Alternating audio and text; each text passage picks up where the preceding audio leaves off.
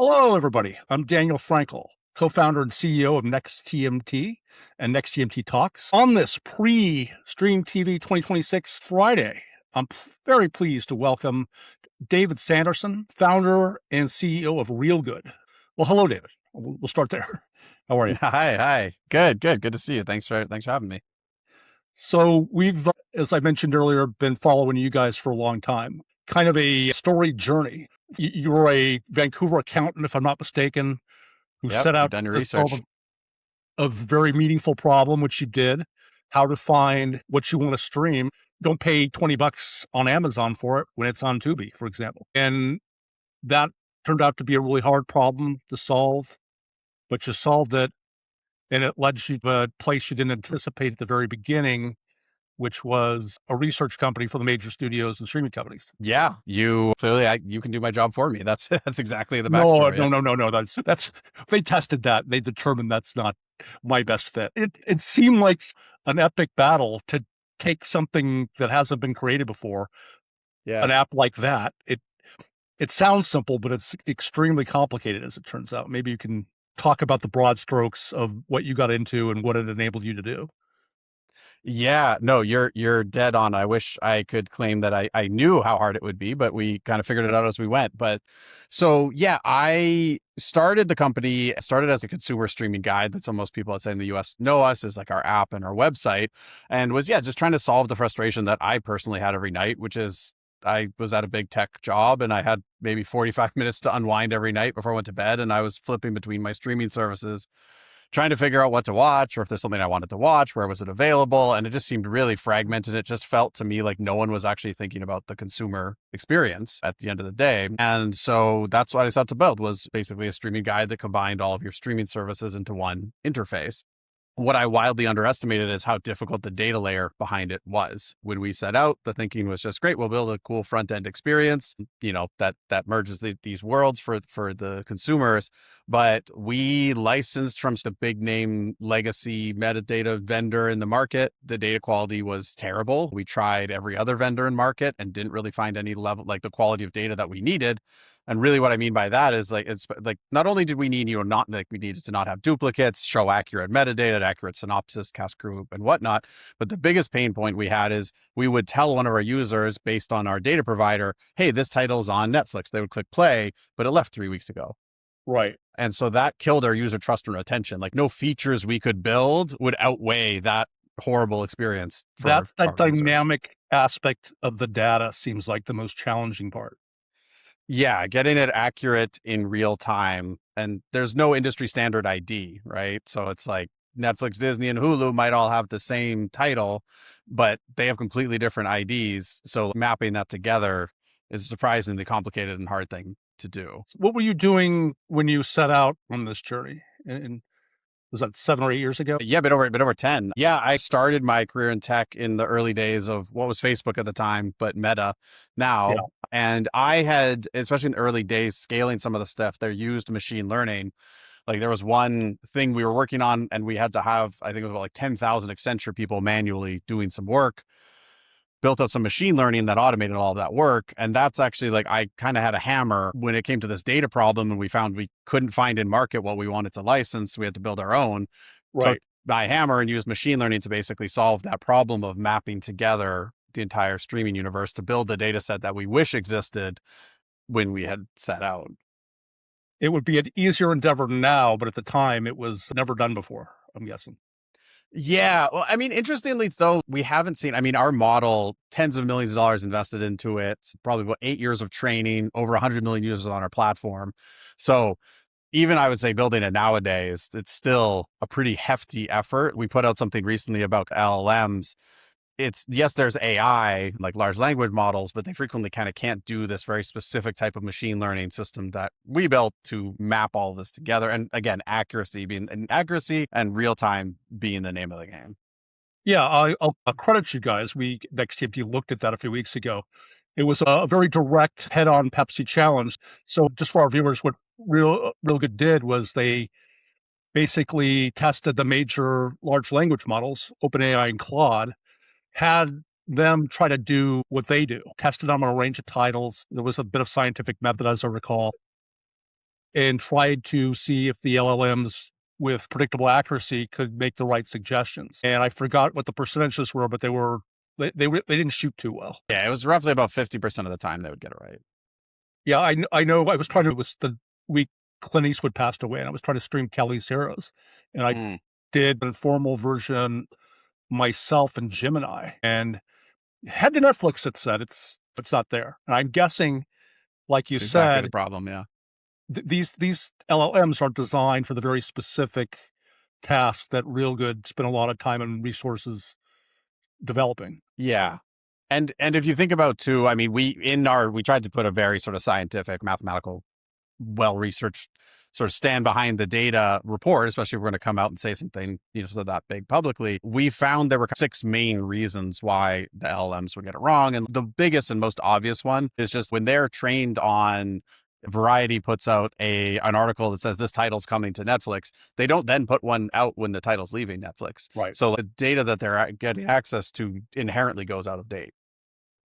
Right. They're scraping mainstream journalism when they need to be tied into dynamic databases that are always shifting.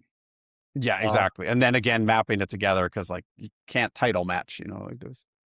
So in an era where folks are being displaced and companies left and right, that's probably a good finding for you. You're probably seeing There's a bit of relief. Yeah. I mean, we already work with 2 of the other big LLM models out there, 2 big AI companies. So we've already seen them. But I mean, yeah, I think every founder had that scary moment where with the AI stuff, it's, oh no, this is going to replace what we do. So it's nice to be able to see instead we can work and support those AI companies with this accurate data set, which again, I think with the AI companies, they have the same need that we had early on, which is you want to present accurate data. Trust in the answers matters a lot. So you have 10 million users relying on you for your modern day TV guide now. And there are the monetization challenges that go with a consumer product like that. But yeah, in terms of monetization, you guys took a left turn, a right turn, whatever you want to call it. You ended up with some very specific data, and the business didn't necessarily pivoted, but it grew a new fork. Maybe you could talk about that a little bit, that evolution. yeah, absolutely. Yeah. So yeah, we like I said, built that data set because necessity, the mother of all invention. We kind of realized our consumer product's dead if we don't have that accurate data. So we built it. And shortly after we did, some of the big search engines, big consumer tech companies, kind of the FANG companies started to try to build products in the space, ran into the exact same problem that we did. And then they came to us and said, hey, we can't find any good places to license our data from. Where do you get yours from? We explained, oh, yep, we've been through this. We built our own. They offered us surprisingly large checks. We're like, oh, okay. So we admittedly just fell into this data licensing world. And so we worked with a lot of consumer tech companies. And that was kind of the thing is like behind the scenes, we weren't always super public. We never talked about it, but behind the scenes, we were powering a lot of the major consumer tech companies with this data set. But more recently, we had a lot of companies from the media vertical reaching out looking to use this data set for a completely different use case. For the consumer tech companies, they need, again, to present accurate metadata. They need search and discovery. They need to have accurate real-time information. What was interesting is when the studios and major streaming services started coming to us, they wanted to understand for, all these titles, largely they cared about kind of historical up until now. So where has this title been available to stream over the past 6 years? My competitors' catalog, are they growing in horror and divesting of all of their documentary content? Marketing teams, like we had one CMO that was telling me, she said, oh, before we had your data, I didn't know that we have the biggest catalog of horror in the space. And like, that's our whole marketing strategy for the year. That. Yeah. That's a major, if you're going to promote your catalog, you need to know that. That's surprising that she doesn't. But I think, and I think that's what we've seen is it's been really interesting to me. A lot of these companies, they have, to their credit, like they have a good understanding of their universe, but what our data has enabled them to do is look at the entire space that they're in. Right. And understand the broader space and sometimes how they fit within that or setting strategy based on what they're seeing in the broader space. I thought it was interesting during the evolution from the last iteration of Warner Brothers Discovery or Warner Brothers, when it transitioned from Warner Media. You guys do such a good job of not just tracking genre and defining the catalog, what it's based out of, but also volume of catalog. And you can see it's ebb and or flow and ebb when David Zaslav took it over, but we don't have Yeah, it's David. really interesting to see. We have it for another day. Yeah, I have a chart. It's actually on our homepage if anyone's interested. You can go and see. I think it's like Peacock and Paramount, and it's wild to see. They take these insanely different approaches to their Right. catalog, like massive growth, massive drops, and then they just ended up at basically the same point after all of those years of ups and downs. It seemed, maybe it's changed, but it seemed like you guys, not a monopoly, but a real kind of ownership of that area of research, that in terms of describing the competitive landscape of streaming catalog, nobody else was doing that. Is that still the case, or what? Am I getting that right? Yeah, I would generally say. I mean, if you're specifically caring about accuracy, yes. I mean, again, this is all of the things that took to build this data set and then now keep it ongoing, the machine learning system that powers it.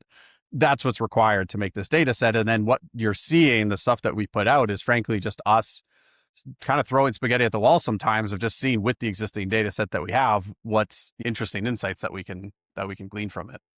So we're going to get into your latest data set now, your latest Sure. presentation. But I wanted to ask you, without naming names, I Yeah. agree that I wouldn't. But in terms of the major suppliers out where I live in Hollywood, do you deal with all of them at this point, or who's the main constituency? With speaking in broad strokes and not names. Yeah, I would say they're either existing customers or we're actively in discussion with them. We kind of, like I said, the media vertical was growing despite us not sort of playing in that space at all. It was growing like a weed for us. And it's only in the past, I would say, that's where we started to put out more content in the past 6 months or so, where we've actually started to sort of lean into the media vertical for us. And that's where, yeah, like I said, we work with most of the major players. And if not, we soon should be. Let's let's go into the presentation. Walk us through. I'll have questions. You're our guide at this point. Sure. So you'll see it's another David at the company, Markowitz, our VP of Sure. marketing, who's going to be presenting this at the Stream TV show, but a few different insights that we can glean from it. I think this is maybe the example I even referenced where a marketer didn't know how their catalog compared to competitors, and that became their whole strategy for the year. So I guess just high level of the data set that we have, it's the best way to think about it is it's every movie and show, season, and episode that exists in the world. We have a single canonical entry for it, and then localized metadata alongside that. And then again, the crown jewel being the real time and historical availability data for every single piece of content, both in the US as well as a pretty broad swath of the globe. Sure. So I'll walk. Oh, sorry, go ahead then. Now, this is the one that I found really super compelling. That we'll go ahead, describe it, and I'll ask any questions after you get done. Sure. Yeah, this was, I think, just some late night fun analysis where I was just playing with our data and stumbled into this. And what I was surprised about is the fact that you think about, let's call it the top 8 streaming services. You kind of think, okay, if I subscribe to all of those, I have access to pretty much everything in existence. Why was that wrong? There is so much content that lives off of those services. And then what's even more than that is when you factor in international content as well, you can see there's a tremendous amount of content. And where I think that's interesting is you're seeing the globalization of the streaming industry. Obviously, the big things like Squid Games or whatnot, or I'm trying to think, what's the hockey one from Oh, Heated heated Rivalry from right. Canada? Like, we're seeing great content from other countries come in to the US market. I just see huge opportunities for companies that are not all just looking at the same 30,000 titles. There's this giant swath of content for streamers and studios to find more interesting titles that they can bring. So it's basically a discussion about visibility, and you have the major subscription streaming platforms: Netflix, Hulu, HBO Max. 33,000 titles, easily searchable, or what? What? How do you define visibility? I guess is my first question, as opposed to Tubi. For this, it's simply just looking at the catalogs. So if you're subscribed to them, then you would have access to it. Obviously, how they present it's another thing, but this is the deduped list of just those catalogs all combined only represent 33,000 titles in total. Right. So why are the niche SVODs and major fasts? Why are they buried beneath the surface? I guess that's my biggest question. Mm. Yeah, it's a good question. I think it's to what I talked about earlier of these companies will have, especially now there's a lot of like studios that have streaming services. They understand their world very well. And I think where frequently we can help them is understanding the greater world outside of their walls. And so having that visibility into the rest of the world is what kind of enable them to go and find interesting and great things that isn't just in their walled garden. And the 127,000 titles that are you can't even stream them here in the US. Are those mostly foreign That's right. language Yeah. titles? But generally international titles, not even necessarily always foreign language, but I would call it a little more like international titles. That could include things like Canada and the UK even sometimes. So I don't know what the 33 out of that total number is, but it's less than 10% of the known universe is easily accessible, I guess is the takeaway there, which is Yeah. interesting for sure. And it's relatively, just flipping us over to TV shows, like relatively similar story when you start to look at TV shows. Obviously, slightly smaller scale if you're looking at the show Right. level. The iceberg looks very similar. So these are actual series as opposed to individual episodes. Yeah. Yeah. When you get into the episodes, I think our database is in like around the 2 million mark. Like, yeah, once you get into episodes, we're talking millions. Yeah. If anything, this would probably look worse if you were to look at it from an episode perspective. So what do we got here? Yeah. So on this one, again, speaking to the point of understanding the broader universe, a number of licensing teams seem to like using our data. And a big part of that is they're trying to decide, I have this specific genre or the specific piece of content. Who is buying that? Who should I be approaching about that? And that's one of the things that, again, because we have this canonicalized data set where you can really actually do apples to apples comparisons, you can see what streaming services are, what they're growing in their catalog and what they're divesting in. So as you can see, Disney, interestingly, largely known for family content, they seem to be making a pretty big play into the crime genre. Prime going heavily into biography. And then you can look at Hulu, for example. They seem to be very much divesting of their romance content. Interesting. I guess that Hulu is now going after a male demographic now. Is that the take? Potentially, what I thought was actually interesting is it's not shown on this one, but when we were looking squarely at just 2025 for Hulu, their kids content, like huge drop off in their kids content last year, which makes a lot of sense because it's known that they're merging with Disney. So they don't necessarily need to have it because they're merging. So sometimes you can look at the data and then you look at the press and it all starts to make sense. Yeah, it does. I mean, they're trying to fit as a complementary component to the Disney Plus brand, and it would make sense that they would skew a little grittier. And well, actually, it's counterintuitive. Disney Plus, you'd think, would see the crime to them. I don't know. It's an interesting. Therein lies the point, right? Like you can kind of get these insights into exactly what they're up to. And then you can also look even just at the sort of, this is a static view, but just breakdowns of catalog. Like you can see Netflix, almost half of their catalog is drama. But again, as we're talking Disney, it's less than 20%. But then you can look at things like AMC here towards the bottom right. They index very heavily in horror and thriller. So there's a lot of data on this screen. But again, this is where you can just get a view as to what the different streaming services are focusing on. What they would call back in the network TV halcyon days or cable, the brand lens. Cable networks used to say. Okay, I'm going to steal that. I didn't know that one. Yeah, it was an overused buzzword 20 years ago. Okay, we can bring it back. Make an addition, David. Make an addition. Okay. There we go. Yeah, for this one, some of a bit more granular view, some of the mid-tier. But what I actually found most interesting from this one is the breakdown. And I want to do more, after seeing this, I want to do more analysis on it. But the breakdown of how to, like, for example, BritBox is 72% TV versus MGM Plus is 2% TV. Just seeing the breakdowns of TV versus movies. Would you mind backing up just a little bit? Yeah, sure. This one? Yeah, I mean, Howdy is such an interesting. Well, it's new. It's launched within the last 12 months, but I think they released statistics. Roku did. It's over 1 million subscribers, and all the benefits of a top-notch fast without commercial time, or as much, I guess. And I can't see my eyes. Yeah, there's some small fonts on there. What's their top programming? Drama is their top, which is kind of, as you can see, like AMC and MGM, that's like a common one. And that's why I often encourage our customers to go into, we have a very rich tag taxonomy that goes a significant layer deeper than just genre, but that's where you can dig in a little bit more. But it makes sense. Drama is a safe bet. You'll see for a lot of services, drama, like Netflix, like we just saw in this one, about half of their catalog is drama. If I was going to market, that's a very safe bet to start as kind of your basis. You see a ton about Netflix, but insight into niche SVODs? Mm. It's cool. So I could start that Huh? one for a while. So I'll let you move on. I just Okay.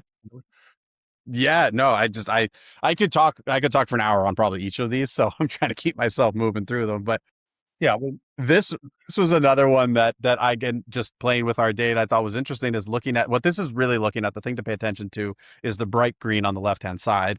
And what that is for these streaming services, which ones have their TV shows have on average or have more than 7 seasons. So you can see that Paramount, which makes sense given their long time history, they have many of their TV shows have, or 12% at least, have over 7 seasons.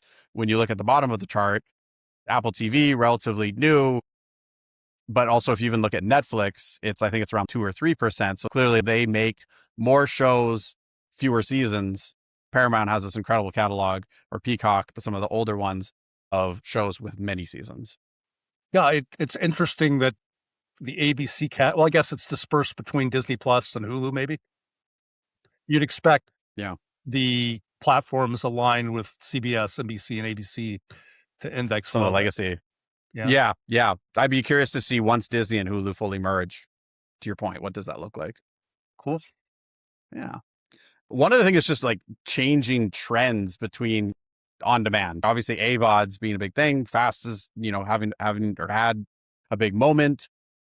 When we looked back at what is the timeline, this is looking at at titles that have gone from Whoa. they were on SVOD and then gone to AVOD. You can see the massive decrease in the amount of time it takes for titles to come to AVOD, which should come as no surprise. I mean, many years ago, I think AVOD people didn't really necessarily believe in, and now it's extremely mainstream and everyone seems to have one. But for licensing teams, it's good to understand the different timelines. And if we dig into that further, some of it starts to make sense too. If you look at things like thriller and horror, those go very quickly to AVOD Right. versus family content, which is notoriously evergreen, takes a very long time before it'll be licensed over to an Well, AVOD. the discussion about theatrical windows and it Yeah. fluctuated. Obviously, the pandemic was very disruptive for that, and it's a very active discussion in the film business. But what I think is getting lost here for mid-budget genre fare, it seems like it's stopping for a cup of coffee in subscription and moving pretty fast through there and going to AVOD now. Is that the Yeah, and I would say I'm seeing. Yeah, well, what I'm surprised to see frequently is the overlap. I feel like kind of maybe in the older days it was like it's on SVOD, and once it's run its course on SVOD, then we put it out to right? AVOD. Now I'm shocked to see how much overlap there is of SVOD and AVOD. Although I did not know they Those. could be in the same window overlap like that. That's interesting. That's news to me. I mean, you'll see things even like if you think like Netflix with ads, for example. I mean, it's not pure AVOD, but yeah, we have started to see overlap of availability, which I wonder if we have see if we, oh no, we don't have one of our availability charts here, but yeah, you are starting to see that. But it makes sense because Right. AVOD's becoming a fast way for people to monetize their service. Oh, I thought, yeah, this seems really compelling. 28 Days Later Yeah. was all over Netflix for a while, and now, I mean, if you want to catch up to the Bone Factory or whatever it was called, the Boneyard, I forget. They had 2 Two iterations. recent ones. Yeah, Danny Boyle shot 2 at the same time. And go ahead. I'm sorry, I'm waylaying this one. No, that's interesting. I actually didn't know they're filmed at the same time.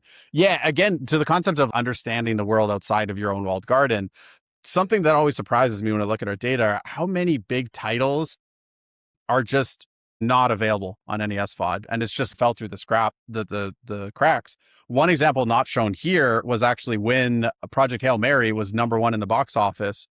For the majority of that run, The Martian just wasn't available on any SVOD service. Why did someone not pick that up? how many people were at the multiplex, saw this revelation, aren't familiar with Andy Weir in the books, said, Right. "Oh, The Martian was him?" And went home and, I mean, you could buy it, I guess. You can rent it, right? Or I is think it during that period, yeah, you could rent it, but I mean, again, if I were one of the streaming services, that'd be the top left title that I have. It's the same writer, so it's the exact same team right? buying both titles. It's wild, but you see that, like you said, 28 Days Later, Cape Fear, because on our consumer platform, what we see, I actually in the early days thought that our popularity score sometimes was wrong because I would open up Reelgood and Top Gun was in our top 10. I would message the team and was like, hey guys, something's broken, please fix it. And then they would send me the news article of, oh, Top Gun 2 was just announced.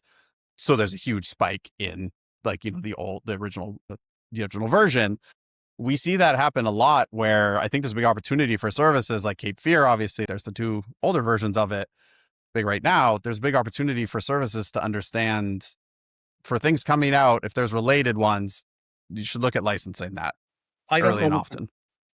what the licensing status is for Inception, but you'd think with the Odyssey trailer bouncing here, there, and Exactly. everywhere, there's an Yep. opportunity for Chris Nolan fans or emerging ones. Like my son didn't, is just not getting into it. He's 23. Oh, There's folks who haven't discovered that filmmaker. I get it. yeah. Yeah. So huge opportunity there. We talked through these. And then this is just simply, if people want to learn more, we try to put out stuff on our website, on our LinkedIn. We have a blog, different stuff to try to be helpful and interesting to people. And if I'm not mistaken, Mr. Markowitz is going to be presenting this at the show, Stream TV. He When is will. that? Yeah, it's Tuesday at 2:45 p.m. So go check them Great. out. Part of the marketing section. Well, might have to drop by and dig in a little more so I don't spend all day peppering you with questions on this. It was great to finally meet you. Like I said, a longtime follower, Yeah. longtime fan. So good to have a conversation today. Are you going to be at Stream TV yourself? I actually won't be, but Markowitz is going to be running point, and he knows probably more than I do. So he's the person to hit up. Yeah, he's a good man. He'll hold it down for you. Okay. Yeah. So we'll take this and run. I want to again express appreciation. I'm Daniel Frankel. I'm the CEO and co-founder of NextTMT, and our guest here today, David Sanderson, founder and CEO of Reelgood. Thanks again, David. Thank you so much.